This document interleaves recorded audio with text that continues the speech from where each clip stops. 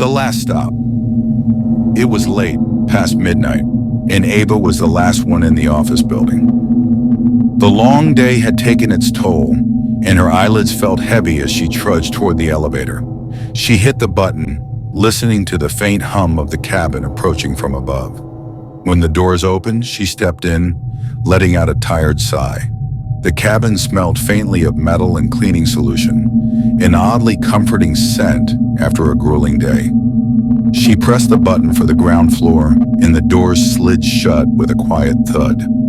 The elevator began its descent, the familiar vibration steady beneath her feet. Ava leaned against the wall, watching the floor numbers count down. At the 15th floor, the elevator shuddered violently, jolting her forward. The lights flickered once, twice, and then went out entirely, plunging the cabin into darkness. Ava froze, her breath caught in her throat. A second later, the dim emergency lights blinked on, bathing the cabin in a sickly yellow glow. She steadied herself and reached for the emergency button, but before she could press it, the elevator jolted again, this time with a metallic screech. The doors creaked open, not to the familiar hallway of the 15th floor, but to pitch black nothingness.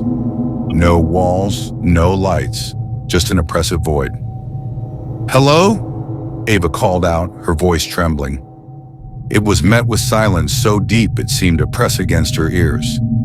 She stepped back, gripping the handrail tightly. The elevator dinged. Without her pressing any buttons, it began to ascend.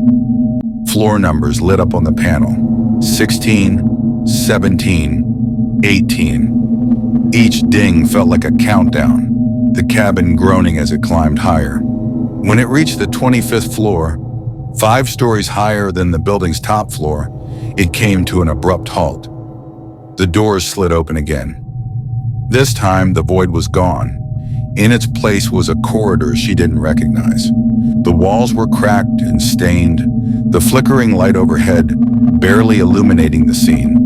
A damp, moldy smell hit her nose, making her stomach churn. At the far end of the hallway, a door stood slightly ajar, its edge splintered as if forced open.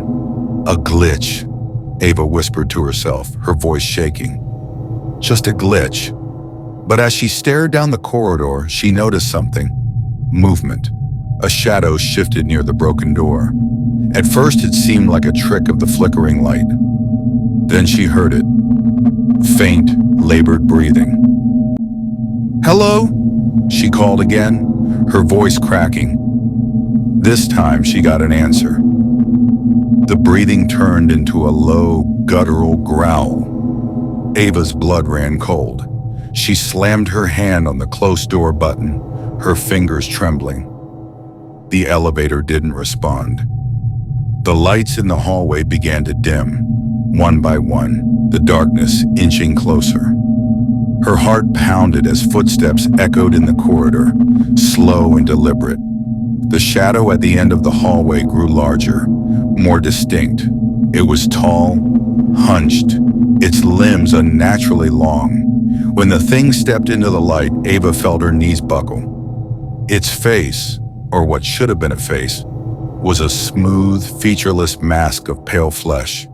No eyes, no mouth, just a blank expanse that seemed to absorb the light. The footsteps quickened.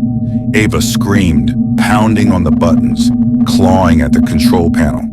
The creature broke into a sprint, its limbs contorting as it barreled toward her. At the last possible second, the elevator doors slammed shut.